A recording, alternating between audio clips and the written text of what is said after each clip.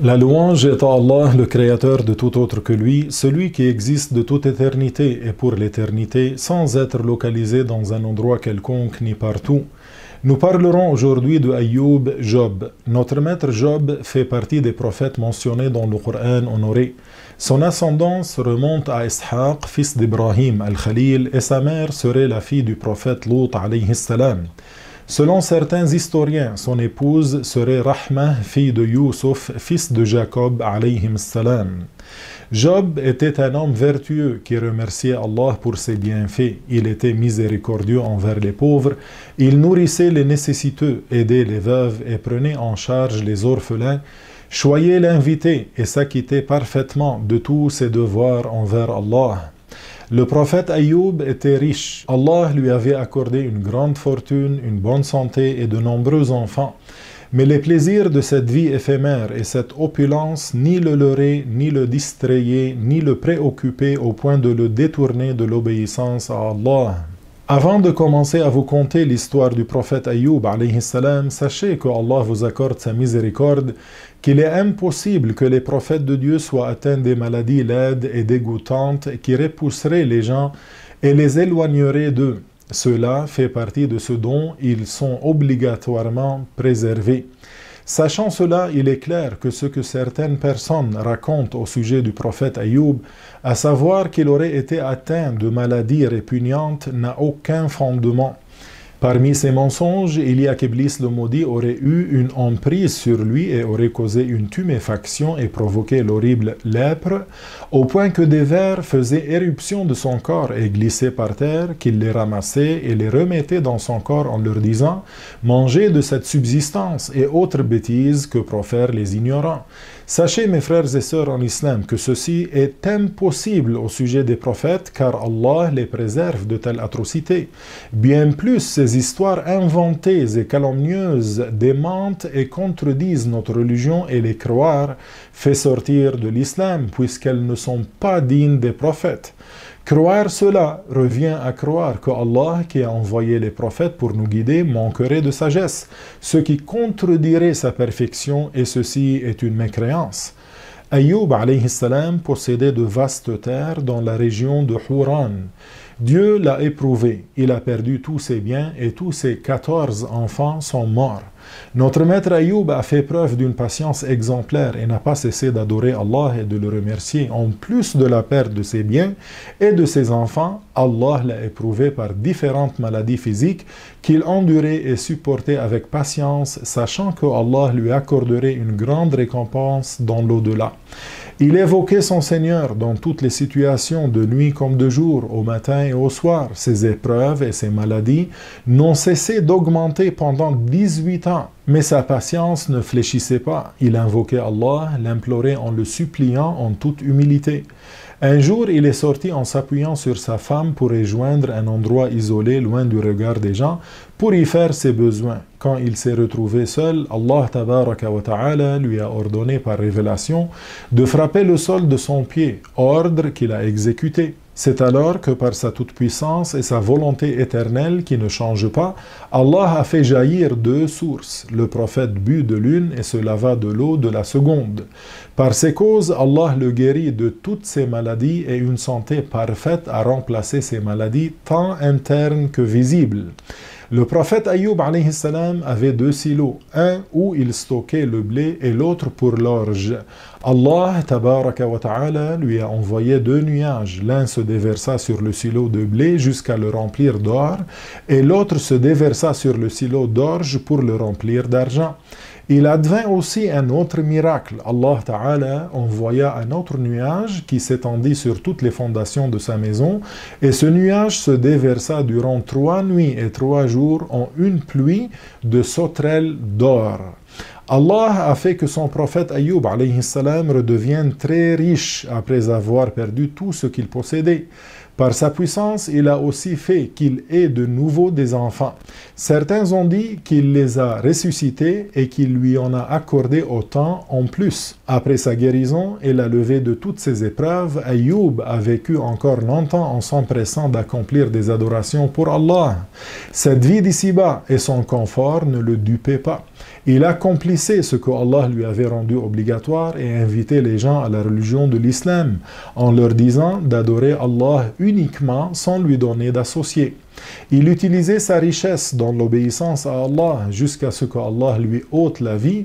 Il avait alors 93 ans ou plus. Sachez aussi que Allah a fait que les prophètes, qui sont beaucoup plus endurants et patients que le reste de l'humanité, ont été plus durement éprouvés que nous. Ils sont en cela un exemple pour ceux qui les suivent, c'est-à-dire les croyants. Un de ses fils, qui s'appelait Dhul-Kifl, était prophète. Il a reçu la révélation après le décès de son père.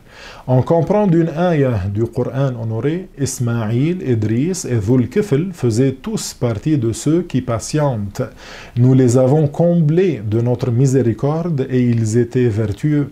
Dhul-Kifl alayhi salam est mort à l'âge de 75 ans et il paraît que sa tombe serait dans le village de Kifl à proximité de Nablus en Palestine. Ici se termine l'histoire résumée d'Ayoub et de son fils Dhul-Kifl alayhi salam. Dans une prochaine vidéo, on parlera du prophète Yunus, incha'Allah ta'ala. Suivez-nous donc et à bientôt. La louange est à Allah, le Créateur de tout autre que lui, celui qui existe de toute éternité et pour l'éternité sans être localisé dans un endroit quelconque ni partout. Cet épisode est consacré au prophète Yunus, Jonas en français. Qui était-il? Il était le fils de Matta et son ascendance remonte à Binyamin, le frère du prophète Yusuf alayhi salam. Il a été cité dans le Coran honoré par son nom Yunus et aussi par son surnom Dhunnun.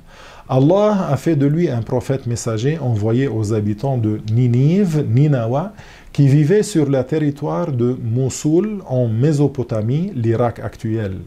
Ils étaient plus de 100 000. Comme tous les prophètes, il les a appelés à la religion de l'islam. Mais l'idolâtrie s'était propagée et certains habitants vouaient un culte à des idoles dont l'une s'appelait Ashtar. Le prophète Yunus alayhi salam les invitait à la religion musulmane à n'adorer qu'Allah et à ne plus prendre de statut comme divinité, mais ils l'ont démenti, se sont insurgés, ont refusé son appel et ont persisté sur leur mécréance. Il est rapporté que Yunus alayhi salam est resté parmi eux pendant 33 ans à les appeler à l'islam, mais que durant toute cette période, seuls 2 hommes sont entrés en islam. Le prophète Yunus alayhi salam a averti les habitants de Ninive qu'ils subiraient un châtiment s'ils ne croyaient pas en lui et ne suivaient pas les lois de l'islam, puis il les a quittés en colère contre eux, ayant perdu espoir qu'ils acceptent son appel. Cependant, il n'avait pas invoqué Allah pour lui demander l'autorisation avant de les quitter, afin qu'il s'en aille sur ordre de son Seigneur. On comprend d'une ayah de Surat Al-Anbiya que Dhunnun alayhi salam, c'est-à-dire Yunus, est parti en colère contre son peuple. Il pensait que Dieu n'allait pas le rétribuer pour avoir laissé son peuple avant d'avoir reçu l'autorisation de la part de Dieu.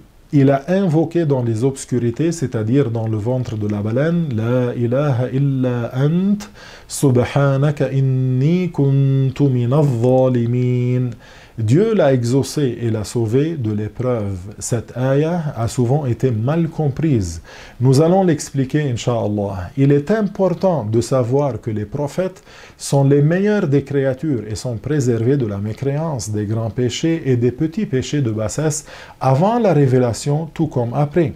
Ainsi, ce qui est cité dans le Coran signifie que le prophète Yunus alayhi salam était en colère contre son peuple qui refusait la religion de vérité, l'islam. Cela ne veut en aucun cas dire qu'il était en colère contre Dieu, car se rebeller contre Dieu est de la mécréance. Or, croire qu'un prophète peut commettre de la mécréance fait sortir de l'islam. Il en est de même pour ce qui est cité dans la ayah « فَظَنَّ أَن لَّن نَقْدِرَ عَلَيْهِ » Cela veut dire qu'il pensait que Dieu n'allait pas le rétribuer pour avoir quitté son peuple avant d'avoir son autorisation, et cela ne veut pas dire qu'il pensait que Dieu serait impuissant, car cela est aussi de la mécréance, et comme nous venons de le dire, attribuer la mécréance à un prophète invalide la foi. Il y en a en effet dans le Coran des versets dits équivoques qu'on ne peut prendre selon leur sens apparent, alors faites attention. À peine Yunus alayhi salam s'est-il éloigné de Ninive que des signes de châtiment et des manifestations de destruction sont apparus à ses habitants. Des nuages sombres ont couvert le ciel, une fumée intense s'était diffusée et s'abattait maintenant jusqu'à envelopper leur ville et noircir les toits des constructions. Certains que la destruction et le châtiment étaient imminents, ils ont cherché Yunus alayhi salam mais ne l'ont pas trouvé. Ils sortirent alors à l'extérieur de la ville, ils avaient séparé les enfants des femmes, les bêtes de leurs petits, les uns réclamaient les autres, les supplications se multiplièrent et le tumulte s'amplifiait. Allah Ta'ala leur inspira alors le repentir. Ils étaient sincères dans leur intention de revenir au droit chemin. Ils ont donc interrogé un vieil homme qui suivait notre maître Yunus alayhi salam en disant « Le châtiment est proche, que devons-nous faire ?»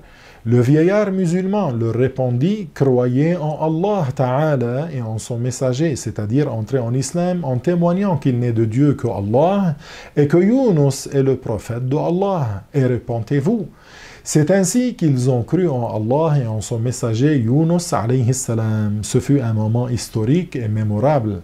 C'est ainsi qu'ils ont échappé au châtiment. Ils sont donc retournés chez eux, sains et saufs, en étant croyants. Et il a été dit que ce jour-là était un vendredi 10 du mois de Muharram, le jour de Ashura. Pour connaître la suite de la vie du prophète Yunus alayhi salam, écoutez la seconde vidéo qui lui est consacrée. Suivez-nous donc et à bientôt. La louange est à Allah, le Seigneur des mondes, et que Allah élève davantage les degrés et les grades du prophète Muhammad. Notre maître Yunus alayhi salam n'avait pas su ce qu'il était arrivé à son peuple puisqu'il était parti mécontent de leur comportement. Il était arrivé jusqu'à la mer et est monté sur une embarcation après que ceux qui étaient à bord aient accepté de le prendre avec eux par amour et recherche des bénédictions. Il avait en effet une très belle apparence, un discours éloquent et utilisait des paroles douces, alayhi salam. Le bateau vogua, dépassant les vagues, mais un vent terrible les surprit en pleine mer, un vent qui faillit faire chavirer le bateau. Les marins à bord ont dit « Il y en a un parmi nous qui a commis un péché ». Ils ont tiré au sort pour choisir celui qui devrait quitter le bateau et c'est tombé sur notre maître Yunus alayhi salam. Mais comme ils pensaient le bien de lui, ils n'ont pas accepté qu'il saute dans la mer. Ils ont tiré au sort une deuxième fois et c'est encore Yunus qui a été désigné. Il s'est alors désigné pour sauter lui-même du bateau en ayant la conviction qu'il ne se noierait pas. Ils refusèrent et tirèrent une troisième fois au sort. C'est encore le prophète Yunus alayhi salam qui fut désigné. Yunus alayhi salam n'avait plus qu'à sauter dans la mer sombre, dans l'obscurité de la nuit noire. Il n'a sauté que parce qu'il était certain de ne pas se noyer. Chers frères et sœurs, il n'est pas permis de croire qu'il aurait voulu se suicider, car le suicide est le plus pire des péchés après la mécréance, et qu'il est impossible qu'un prophète commette ou ait l'intention de commettre un grand péché, alors faites attention. Yunus alayhi salam, ayant sauté à la mer, Allah a envoyé une baleine qui l'a englouti et avalé. Par cela, Allah l'éprouvait pour avoir laissé son peuple qui le décevait sans sa permission, subhanahu wa ta'ala. Allah a fait par sa toute-puissance que la baleine ne fasse aucun mal au prophète de Dieu et qu'il ne soit pas blessé, ni ses os brisés, ni même sa peau écorchée. Il se retrouva ainsi enveloppé de trois obscurités, comme c'est cité dans le Coran, l'obscurité du ventre de la baleine, l'obscurité de la nuit et l'obscurité des profondeurs océaniques. Allah dévoila à l'ouïe de Yunus des sons particuliers qui lui provenaient de l'extérieur. Il lui révéla qu'il s'agissait des évocations des poissons marins. Il invoqua alors son Seigneur, celui qui secourt ceux qui sont dans la difficulté, celui qui aide ceux qui sont tourmentés, celui dont la miséricorde est large, celui qui accepte le repentir.